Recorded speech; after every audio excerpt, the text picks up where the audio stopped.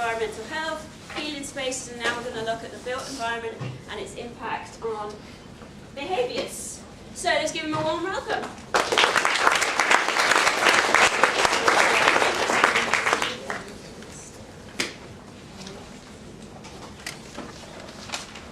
I recognize a few faces in here, current and past, so hopefully some of you folks can help me out here.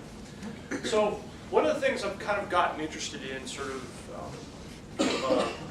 research side of things where I'm interested is understanding, well, is there something about current trends of obesity and the sort of, not that that isn't an issue in of itself, but the medical and financial complications associated with that, which I'm sure you'll discuss in this class, and if you when you take PEP 418, you'll get a lot of these things also.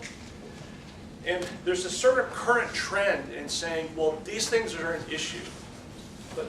So what I want to do is take a little bit of time to sort of back up and say, well, how do we know that there's actually a problem? I thought it was interesting, there was a state legislator that was reading off, talking about these things. It said the obesity rates in this country are spiraling out of control. And so what I want to look at, is that really rhetoric, or is that really the case? And secondly, if the structure of our communities have some sort of a role here, what is that connection? And if there's a connection, that would imply that if you change the environment, that you should see a change in some of these trends also. So we'll take a little bit of time to sort of go over these things. So I thought this was interesting. This was in the Idaho Statesman in 2008. And what always struck me is when I look up health statistics in Idaho, we're always right in the middle. Not too high, not too low, just right in the middle. Innocuous Idaho. But one of the things where Idaho has really stood out in national statistics is the number of Idahoans who have developed diabetes in the past few years. It's been a 2 to 3-fold change in the number of people who have been diagnosed, particularly with type 2 diabetes. So it's been this whole issue of why has there been this big change?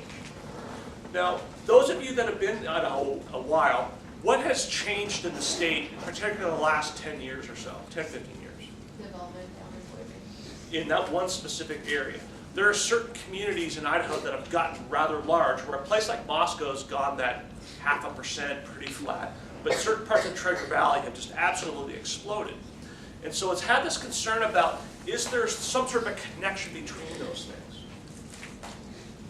So, first off, how do we look at these things? Is a lot of the trends in overweight obesity have been tracked by this issue of body mass index. Now, what is, I don't know if you guys have done this class yet, what is body mass index?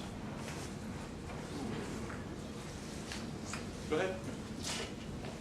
Oh, you measure how much fat's on your frame. It's an indirect estimate of that. Right. So like the measure of how much you weigh compared to the other people who are the same height as you? Like Yeah. the average person. So it's the ratio of your height to weight, essentially. So how do you categorize someone, if they're an adult, as being overweight, normal weight, obese, extremely obese, and so forth? How do you actually take that number and characterize it in some way? 20% fat or more or something? Well, there are back estimates of it, but again, this is sort of a proxy measure of percent body fat. How do you actually do that? Oh, you 455 people are killing me. You're asking for specific ways how to measure it? No, how do you take that number and categorize someone? Is it by age, average, overweight? You're getting warmer. Actually, kind of have it up here. 30 each. What's that? 30 each. In kids, they do. We'll get that in kids. Isn't there height part of it too? Yeah. It's a ratio of your height to your weight. A BMI over 30 is overweight, over 40 is more overweight. Right. So what happens here is you take this number, and the Centers for Disease Control and Prevention set these guidelines of saying, if you're 25, you're normal. If you're 25 to 30 in this ratio, you're overweight. If over 30, you're obese, and over 40, you're extremely obese. Now, how is that different when you do these things in kids? Because they do those same characterizations. It's a little bit different. Someone's nailed part of it. Is there a single cutoff for kids?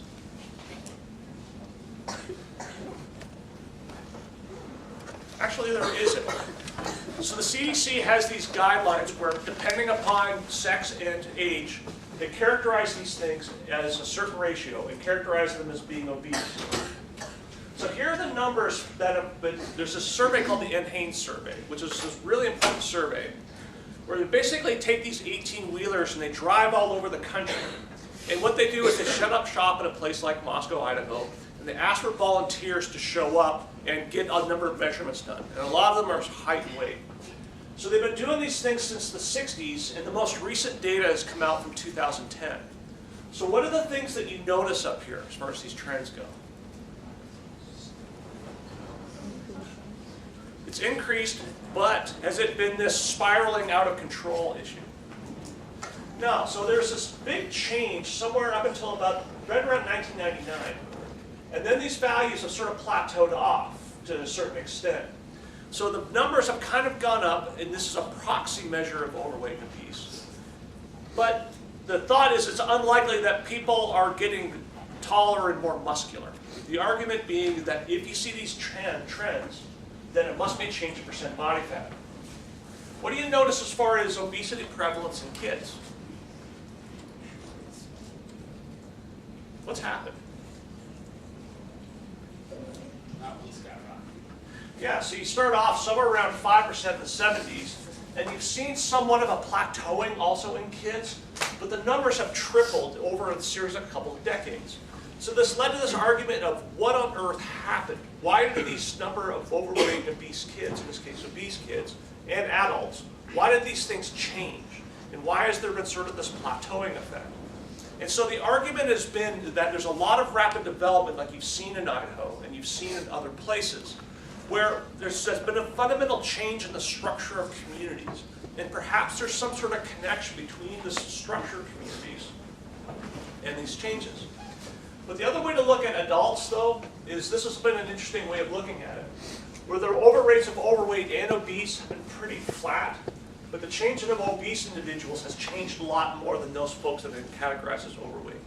Now, there are people, and we know these results, that there are people who are categorized as overweight by BMI, but they're really not. But for the most part, when you see thousands and thousands and thousands of people, the results are that it must be something that's fundamentally happening. So we actually hear a bunch of us at the University of Idaho and other institutions throughout the state. We actually did an obesity surveillance program in Idaho where we looked at kids 1st, 3rd, 5th, 7th, 9th, and 11th grades, all regions of the state. We had about 7,000 kids. And the rates of overweight and obesity were about 29.5%. The national rate's about 31%. So Idaho is not sort of exempt from having these rates that are potentially concerning. And we'll talk about what we mean by why they're concerning. So Idaho is not sort of different. It's not better off necessarily. So what got me interested in this whole issue is before coming to the University of Idaho in 2007, I lived in a place called Greenbelt, Maryland. Does anybody know where that is by chance? It's right near Washington, D.C., just one. And so what happens here, what's kind of struck me is Greenbelt is this little community that's sort of a part of this huge metropolitan area of Northern Virginia, Washington, D.C., Baltimore, and all these different places. But what was different about this Greenbelt, Idaho, even though it's not a real big place, is there were certain parts of this community that are designed very, very differently. So access to recreational facilities, schools, churches, shopping areas, how the communities were laid out were very, very different. And so to kind of give you an idea of where it is, this is the Beltway that goes around Washington, D.C. This is Northern Virginia. The Pentagon's down here. Baltimore is up here. This is what the Baltimore-Washington Expressway is that goes there. And University of Maryland is over here. And here is Greenbelt. Spring Hill Lake, I put that up there because that is the largest housing development east of the Mississippi that happens to be in this one community. It's this sort of huge, sprawling area. Then, if you sort of narrow in a little bit closer, again, here's the Beltway. Here's the Baltimore-Washington Expressway. And this is what they called kind of Greenbelt Part 1, and this is Greenbelt Part 2. So this is sort of a different way the streets are laid out. This is NASA Goddard, where they build the payloads for the space shuttles, or did. They do different type of work like that now. This kind of cracks me up. This is what they call a nature preserve. It's 100 acres of woods. So people in Idaho go, nature preserve, 100 acres. What the heck is that? But when you're in a large area like that, that's a big area. So narrowing in on the community, it was sort of laid out. Notice how it looks kind of like a wagon wheel. And the one part of community in Maryland or Greenbelt was made up such that the people who planned out the town set it up so that most of the facilities are right in the middle of town. So if you have to walk to, there's a supermarket there, there's a movie theater, convenience store, you get your hair cut, coffee shop. All these things were laid out in the middle of the town. So that if you live over here, here, somewhere else, it's kind of equidistant. This right here is a lake, and it's a hand-dug lake. And I'll get to that in a minute. It's an interesting story. Then here's this quote-unquote nature preserve that has some hiking trails on it. And what's interesting is the high school is over here, and this is a 4-lane major highway. But what they did was they put a bridge over the highway so kids can actually walk to high school. You don't have to get a bus there. So it was laid out intentionally so that everything is equidistant, and there's other aspects that are kind of cool about it. So what was interesting is most of the community was these row townhouses that my wife and I lived in one of those. And what they had in between all of these housing complexes was a series of sidewalks. The sidewalks were put there intentionally because they wanted us to keep the sidewalks, and the kids in particular, away from the roads. So that all the sidewalks were sort of internal to them, so that you're minimizing sort of pedestrian interactions. That was kind of cool. I actually used to live in a little apartment over here. It was about the size of this table, I think. But it was kind of nice because the grocery store was right there. Everything. I could ride my bike to work. This is a 2-lane road, kind of the busy town that goes through Greenbelt. And what they did periodically is they put these bridges underneath the road. So that, again, they didn't want kids to get to the shopping area, which is over here, to have to cross the road and potentially get hit by a car. So everything was sort of put underneath and to minimize these potential problems.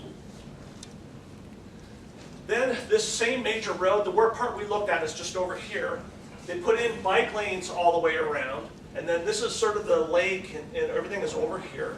So that everything was laid out such that you could bike, you could walk, and sort of maximize sort of safety, I guess.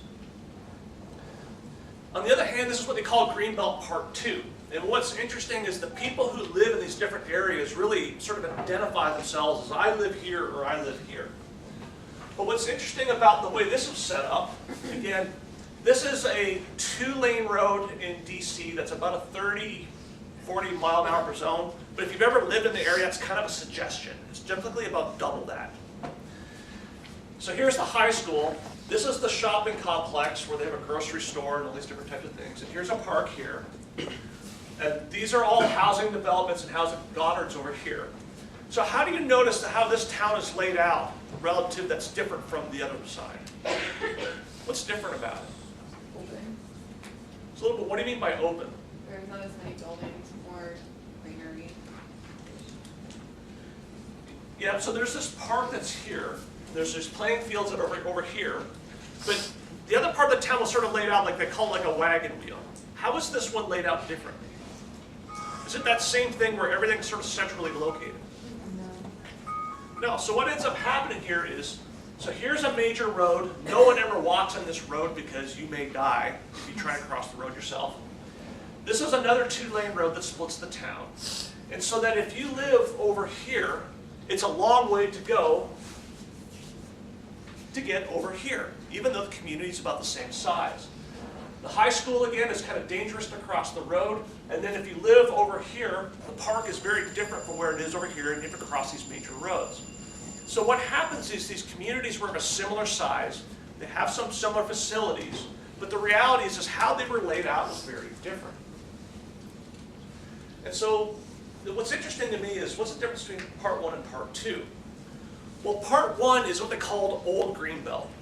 And Old Greenbelt was different in that it was actually developed in the 1930s, and its development took off kind of right around World War II. And what happened is the people who developed this town was sort of the Roosevelt New Deal area. And they wanted to create a livable community for people where you can walk and everything is centrally located. So that's why they had these different things where hand-dug lake was a make-work project for unemployed folks. So they actually hand-dug this lake with shovels to put people to work, which was the interesting part of it. So the interior walkways, they had these curving streets that followed the natural contours of the community. They had bike paths, and everything was grouped in the center of the town to encourage people to walk. Whereas Greenbelt Part 2, or they called New Greenbelt, was built after the 1960s, and the sprawl sort of has continued until today. So what's happened is that this community here was built when the use of cars absolutely exploded. So this part of the town was built to facilitate the movement of cars. This part of town was laid out to facilitate the movement of people on foot. And so the argument that people have made is that these trends in obesity took off right around the time that these communities were laid out for cars. So what would you say about the sprawl that happens that you've seen kind of in the Treasure Valley area, for those of you from there? What have you seen relative to these two? Is it very similar, very different?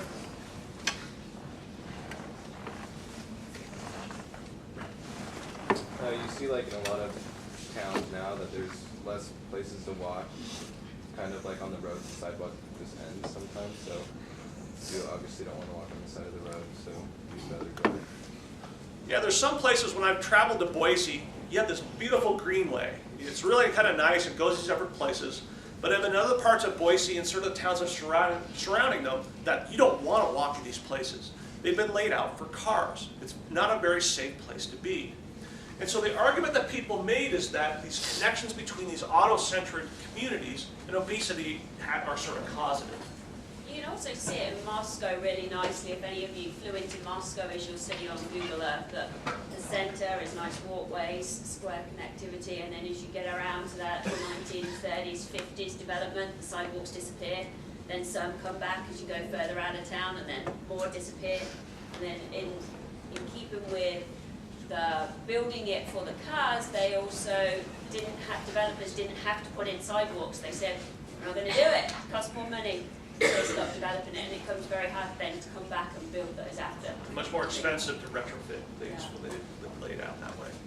So overall, when you look at these things with the science, which is kind of the way I had to look at it, there's been an argument that's made that as the sprawl's development, there's been poorer health. There's been higher rates of heart disease mortality, higher rates of diabetes.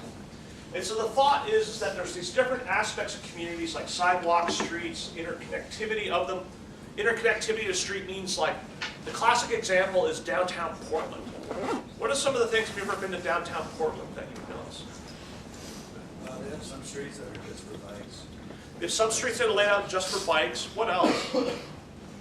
There's a max that runs on like a lot of the streets, certain streets. You're right. What about do you ever notice anything about the size of the blocks of the streets? They're really small. And it was intentionally laid out for this idea of interconnectivity, where if you want to go from one place to another, you don't have to walk a wide way out and go around. When you have a really tightly grid pattern like downtown Portland, you can get to one place to another much faster, much more efficient, because the blocks are smaller. And they have sidewalks, they have bike lanes, and they have all these different types of things. So that's the fast access to it. Mixture of land use means, the classic example is, if you live somewhere where the housing is separated from the retail, or can you actually walk to the stores or a lot of these places? So typically this newer development, the supermarkets, the grocery stores are one side of town, and the housing's in another one, versus having an older community where housing you actually live on top of a store, for instance. It's sort of like more classic type of development. With even access to parks. So there's been a lot of statistics these ways, but some folks have said that half of these trips in these different countries are less than 5 miles. So the argument made is that traditionally, before auto-centric transportation came about, people might have walked these distances, but it doesn't really happen anymore. So this is sort of a classic example of sort of older traditional development like you would see with kind of an old greenbelt, with these newer communities, whereby if you want to get here and you want to go to the mall, you go like this. If you live over here, you have to go a long way around, come out, and then go back, and then go down to these different places. Where the school is separated from the mall, the school is separated from these communities so kids can't walk. So what's happened now is that there's been this fundamental change in the development of how housing has come about.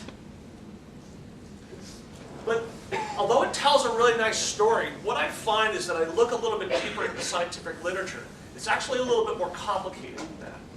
So there's this sort of concept that's been coined called the urban-suburban paradox, where you would think that people who live in urban areas that have sidewalks, they have access to parks, they actually have better health than people live in rural areas. So if you have this greater walkability, if you have the access, does it actually translate into better health?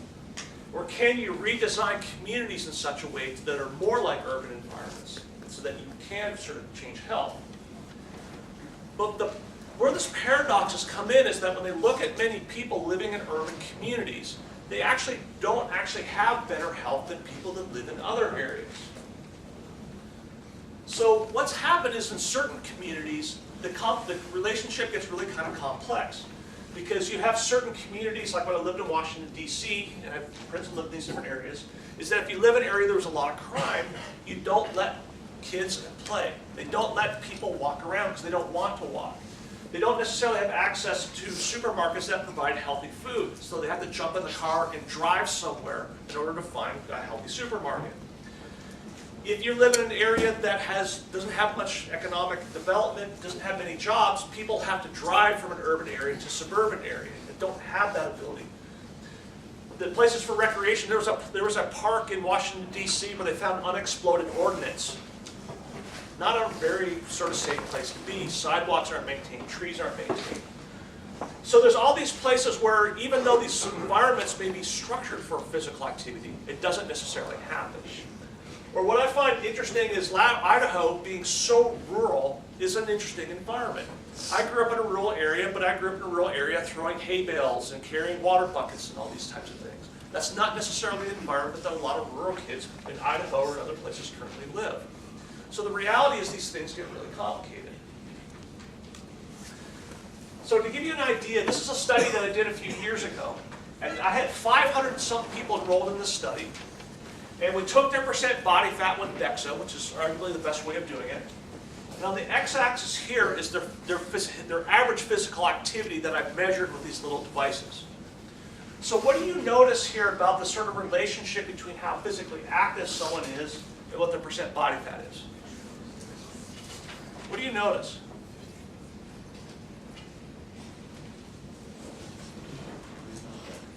What's that? Really no correlation. There's one, but it's a very weak one. So do you notice here that, for instance, one of the most sedentary people in my study, and I knew who this guy was, had 10% body fat. Then here's someone here that has almost 55% body fat that are just as physically active as the person who has 10% body fat. Then you have someone here who's sedentary also. Then you have some people who are much more physically active, but their body composition is different. Kind of what you do is you sort of see this effect, where there's a tendency for people who are more physically active to have a lower body composition. But the reality is that this relationship is really complex. Here's a group of people that their physical activity is similar, but their body fat is very, very different. So the point being here is that being more physically active doesn't necessarily guarantee that their body composition is lower. This guy, when I checked him out, his results were bang on accurate. Guy had an arthritic condition, so that's why he wasn't very physically active. Smoked 2 or 3 packs a day, drank a lot of coffee, and was not the healthiest person in the world, but his body fat was like 10%. Go figure. So what you basically see here is that if you look at percent body fat by category, there's a tendency for body fat to go down as physical activity goes up. But obviously the relationship is just not that strong. So what it tells you here is that these relationships are very complex. So even if you have these communities where the physical activity is much more safe, and it's much more conducive, it doesn't necessarily mean that A, people are going to use those facilities, and B, if they do use those facilities, it's not a guarantee that their body composition is going to go down, because the relationship is much more complex than that. So even if you increase the walkability of a community, it doesn't necessarily mean people that will use it. There's a whole argument in the literature that's referred to as self-selection, where if you have communities that are highly walkable, the people who are physically active live in those areas. But people who aren't very physically active and they don't value that, don't live in those places or don't use them if they do. So the reality is it comes about whereas, well, there has to be something here where there's a reduction in calorie intake. So there must be something about people's food intake that explains why they're kind of sedentary, but their percent body fat goes down. Or that some people are highly physically active and their body composition isn't that high. So clearly the relationship between these things is much more complex than you might think. There are other questions here about walking for exercise, whether it's discretionary or as a part of daily life. You walk to places, you walk your dog, rather than going to a gym. No one really has a good connection of whether that's an issue. So it's intuitive to think that if you change these communities, you promote physical activity, that you're going to see a reduction in overweight obesity. But the reality is it's much more complex than that. So the big picture here is, well, who cares if you have a lot of people who are overweight and obese? I don't personally care as far as an issue of image. The part that interests me is what impacts it has on health, particularly the financial aspects of health. So what I find is interesting is Americans spend $2 trillion a year on health care. Now, of that $2 trillion, some of those things are what I would characterize as preventable, and there are other parts of that I consider that are not preventable. So if you look at some of those things like type 2 diabetes, which is widely thought to be preventable, type 1 probably not. Heart disease and certain types of, not all types of cancers have connections to lifestyle or physical activity, but there are some that do. And this group estimated that if you reduce the rate of type 2 diabetes by 5%, you would save $5 billion in healthcare, which is an outstanding amount of money that everybody has insurance has to pay for. Or if you get hospitalized, you have to pay these expenses. If you add in heart disease, kidney disease, and strokes, a lot of them are tied to hypertension and diabetes. That goes up to $19 billion a year. So the reality is that the financial costs of healthcare are staggering, and they're not going down anytime soon. So the thought is that if you can reduce the number of people who are overweight and obese, if you can in turn reduce hypertension, reduce heart disease, not only is it good for those individual people and their quality of life, but there's a huge financial savings because you won't be paying out so much for health care.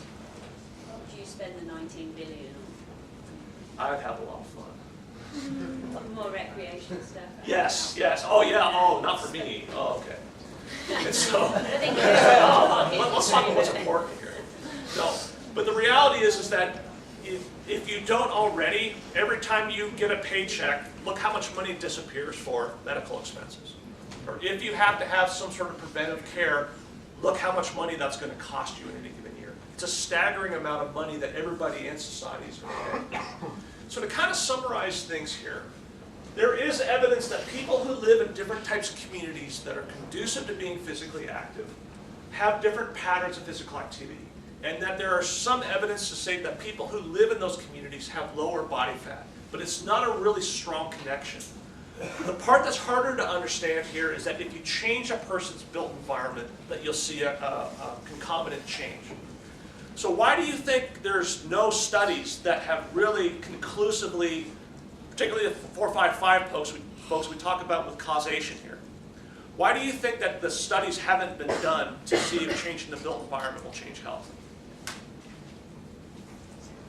It's never been done. Why do you think not? How do we know that's, oh, go ahead. It's expensive.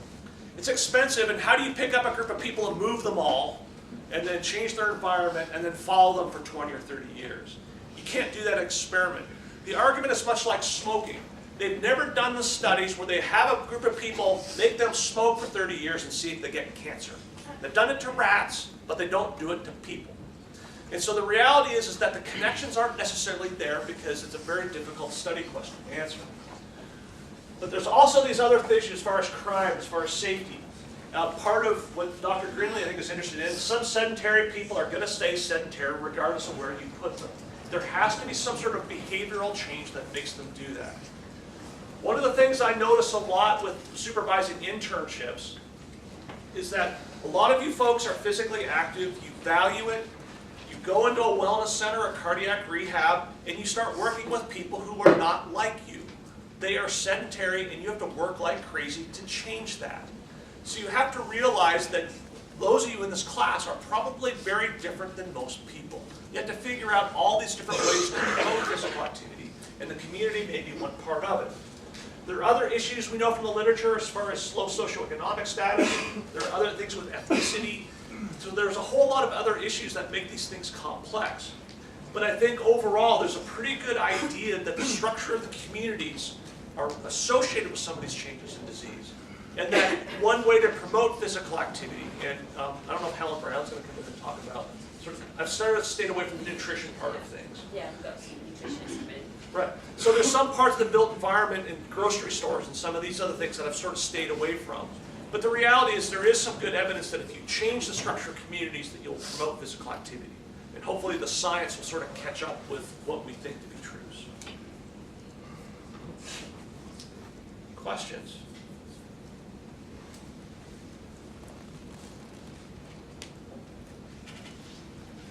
Oh my gosh.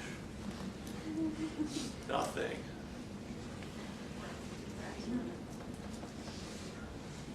So we'll keep Dr. Paul right here. We'll give him a warm round of applause.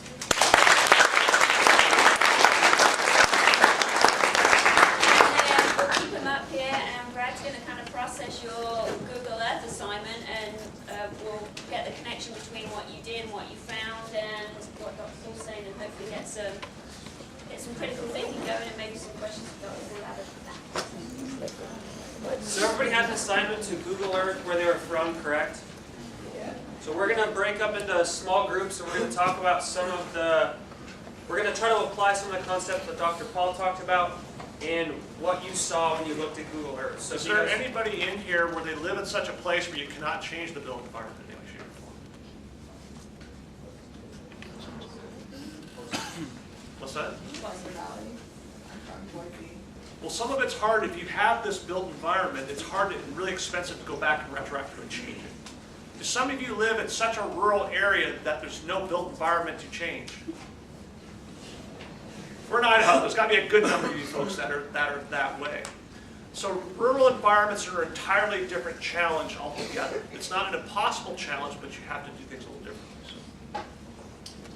All right, so break up into groups of 4 or 5 and go through these questions. So the first one is, what are your observations regarding the number of green spaces within 10 miles of your home? So green spaces would be parks, lakes, recreation areas, just any kind of open green space.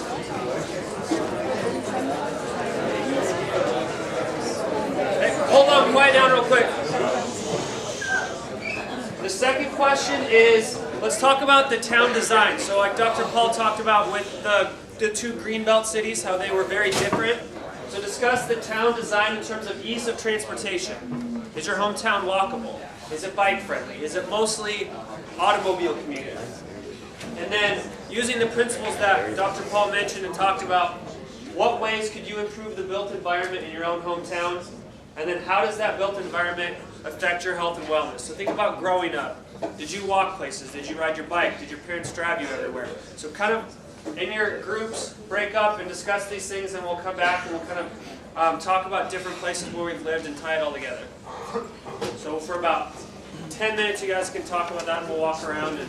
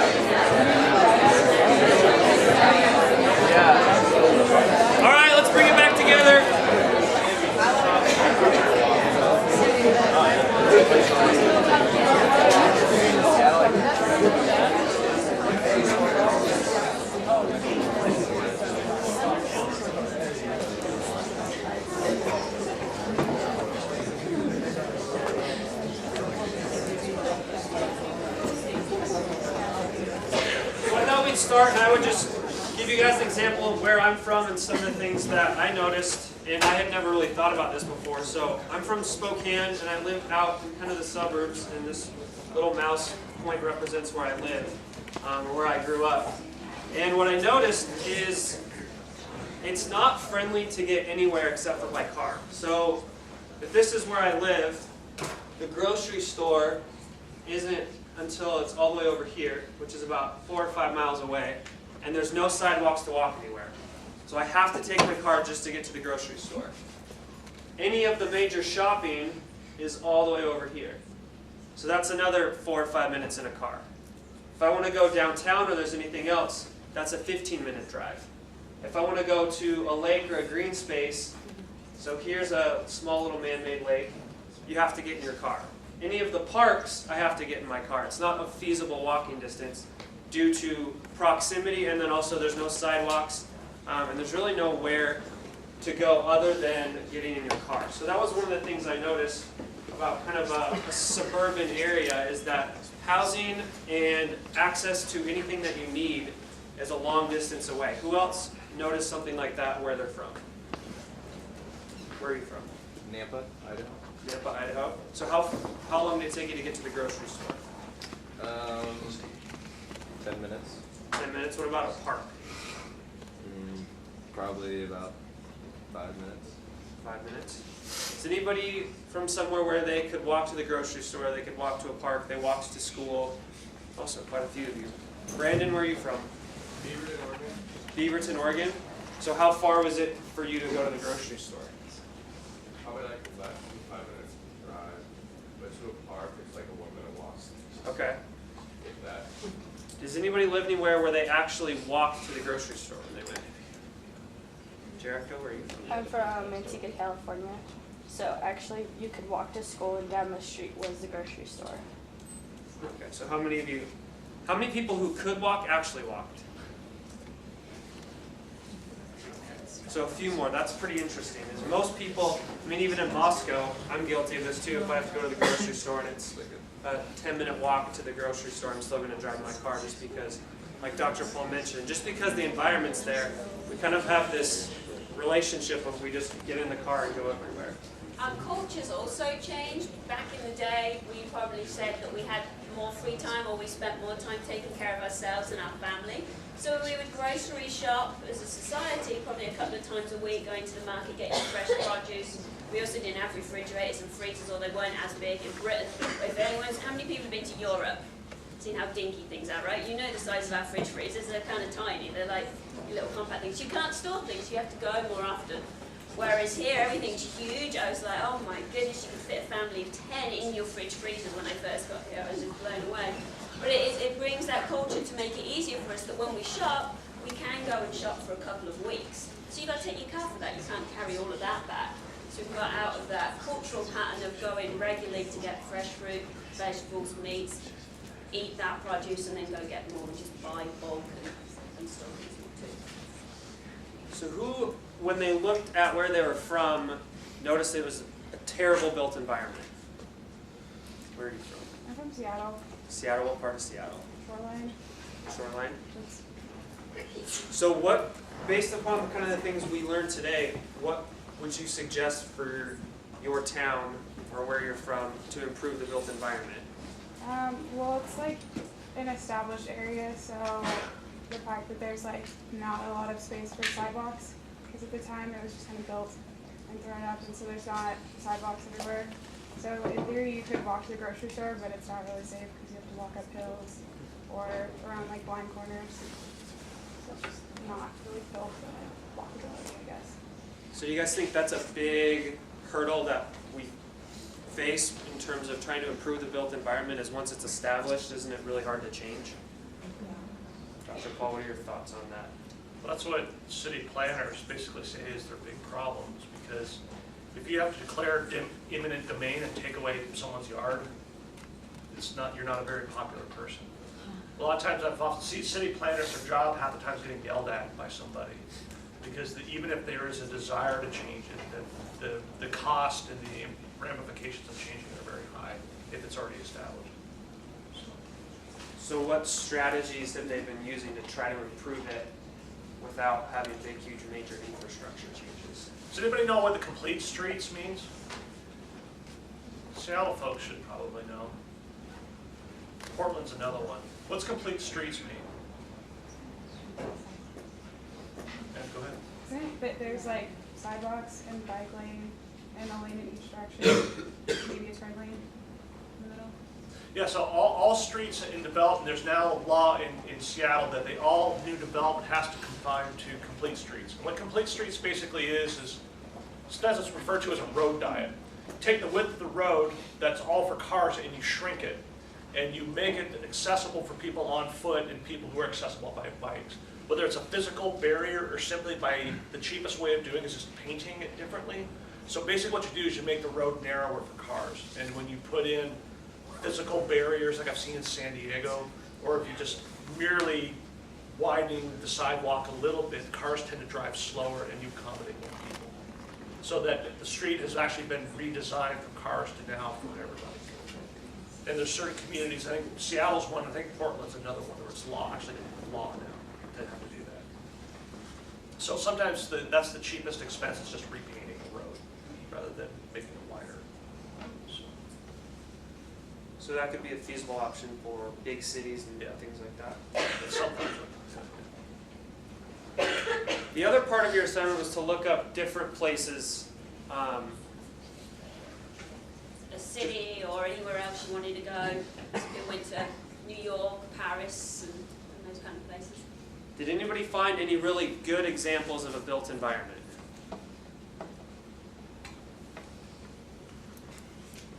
Nobody found really good examples? Yeah? Venice, Italy is kind of one because you can't really drive things through, but anything that you need is in town. And you can't have bikes or so you have to walk there. So what was its kind of overall structure like? Was it kind of a grid? Was it spread out, or what were some of the key features that made it? There was water, and there were little bridges over everywhere, and there were little water canals in between everything. And then people lived in the city, or in a little town, and then everywhere it's like one big square kind of. Yeah, so that's a very unique place in the world, isn't it? You can Very. jump on the little gondola with the pole. Yeah. Any other good examples that people found? My hometown was a pretty good example, Fairbanks, Alaska. Okay. When I grew up there, the way that the town was set up, the older part is definitely very centralized. You can walk anywhere. The grocery stores are all really close. There's parks and like greeneries like everywhere. But as the town started getting built and more developed, the like outskirts of town definitely they're not designed the same way. They're designed for cars, and so as traffic went up, a lot of like places to walk weren't as safe anymore. But like the older part is still pretty safe to walk and to see everywhere. So that's pretty analogous to the Greenbelt example that he gave, where the old city was very, friendly for walking, biking, getting everywhere, and then as new expansion came and automobiles became a bigger form of transportation, it kind of changes the whole feel of the city. So who found really bad examples? So if only 2 people found good examples, the rest of you should have bad examples. Luzon, which is in the Philippines. There's not really like built shopping centers. I mean, and then everything around it, there's not really actual houses. There's like bamboo huts and stuff, and everything's just kind of thrown in there. There's not really an actual, plan to build anything. People just build where they want to build. So you have houses, and then you have, houses are 5 feet, between them, and then you have just shopping centers around it, or just like stands for fruit and stuff like that. So, So kind of no forethought just makes it haphazard and not very organized for people. Alicia? In Maui, there's like really long roads around the island, and then like little towns or places that you can shop specifically, but you have to drive to get to those places. Any other examples? San Francisco, despite the fact that it is like, you can walk everywhere in San Francisco, but the actual suburbs and everything are way, way far on the outskirts of town. And because it's such a tourist town, like, there's so many cars, and despite the fact that there are like small bike lanes, but with so many like cars driving around, and for those who haven't been to San Francisco, like, they're mean drivers out there, and it's kind of dangerous. So it's scary walking across the street, just trying to get to the other side, despite the fact that it's only like 2 lanes. Yeah, so it's really interesting as we looked at good examples and bad examples, is there's so many different pieces, from the actual layout of the city, like in Maui, where it's just a bunch of different little places. If there was any forethought into the planning, the people, how they drive. So there's a lot, like Dr. Paul mentioned, there's a lot of complexity to the built environment that we don't really know about yet. So, Dr., you want to give any closing remarks? And I think also it's just the culture of the community. You've all been to places where it's just the culture where people are just active. That's just what everyone does. If it rains, you go out. You just put your stuff on, or if it's cold, different parts of Alaska or Seattle or in Britain, if you didn't go outside when it was miserable, you would be outside 99% of the time. So the culture is you get out and you do it. If you're in a culture where it's just not common to walk to the grocery store, even if there's pathways, we tend to get sucked into what everyone else is doing. We talk about even recycling, the other class. If people in your house don't recycle, you tend not to. So can we be the people that change some of that culture by what we do? We start doing things, make a trend with people that we work with, maybe we'll shift some other things. And then the last thing thing to think about is parks and green spaces. How many people found places where it was easy to get to a park, driving or walking? So we're doing all right with that. And the people I talked to from Boise, a lot of people said that their houses are kind of set up, but they still did really good with the parks. Recreation people, what is the NRPA's guideline for parks? Where they got to be? What's the minutes walking distance? The recommendation. Oh, rec people, you've got to find that out. One every half mile, is that what the Boise they're trying to do? That might be for Boise, so each town might have a different one. So it should be, I think it's about every 15 minutes walkability, people need to get to a park. How many parks are in Moscow?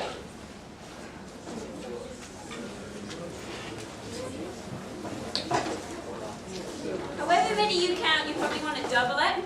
There's about 16 in and around Moscow, so they've done a really good job in this town. So think about not only where you've lived, the impact it has on the environment and health, but also think if you want to change things, maybe you can change it in your job, or maybe you can change it as a community member, because it's not only important in your job to try and change people's lives and make them healthier, but you want to live somewhere that's great, right? Good for your environmental health, good to get out, safe to walk, safe when you all go on and have kids to let them go play outside, walk to school, and do all these kind of things. You can make part of your community by being involved in voting for your politicians, pushing forward for policy that makes it that when you developments are put in, they have to put sidewalks in. You can vote and do these things in your community. And a number of you will hit policy later on in a number of different classes, but think about that. You can make a change through talking to your local government, being involved in your local Parks and Rec Commission to get parks in, get the kind of playgrounds, green spaces in. If we can get some lines painted, developers have to put sidewalks in, reduce the speed limits so it's safer to walk. We can do all of these different things. All right, thank you very much. Have a great day.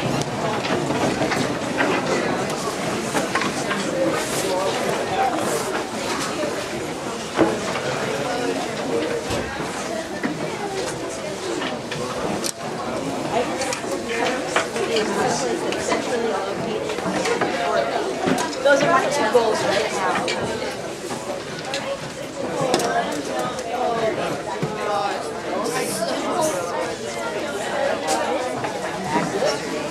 I'm in this dance and we have to shake. Like we're spazzing out, shaking, and I keep myself whiplash, but it goes like from my neck all the way down to my shoulder. Don't shake so violently, Lauren. Well, I have to shake. There's like halfway down my back, like spazzed out.